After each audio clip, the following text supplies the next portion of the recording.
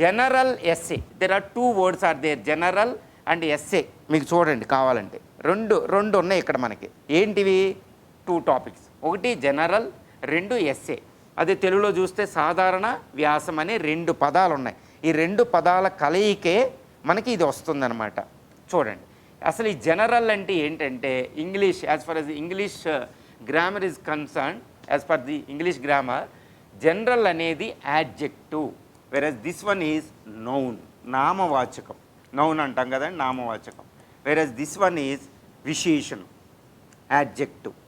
అంటే general essay is nothing but general essay అంటే ఒక యాడ్జెక్టివ్, ఒక నౌన్.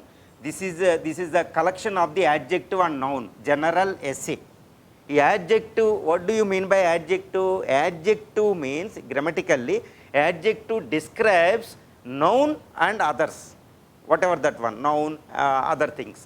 సో ఈ essay, this noun, what kind of noun is there? Adjective, general.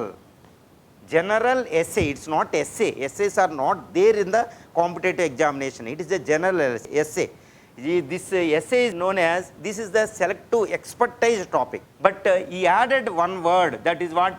Adjective. This is the general, means this should be, essay must be generalized in the sense. Generalized in the sense means it should be applicable to all aspects. అది మన సొసైటీలో ఉంటుంది. It is there in our society. For example నేను తెలుగులో చూస్తే మనకు వ్యాసం అంటే నామవాచకం, నౌన్ అవుతుందండి. ఇది సాధారణ వ్యాసం విశేషణం అవుతుంది. ఇవి సాధారణ విశేషణం పని ఏంటంటే గ్రామటికల్గా ఈ నౌన్, నామవాచకం కానీ లేదా వెర్బ్ కానీ ఎలా ఉండాలి, ఎటువంటి కైండ్ ఎలా ఉండాలి అనేది డిస్క్రైబ్ చేస్తుంది అనమాట సాధారణ వ్యాసంలో. But as far as this competitive examination is concerned, okay, this essay is the general essay, which means not expertise. ఈ పదం చాలా చాలా ఇంపార్టెంట్ అండి.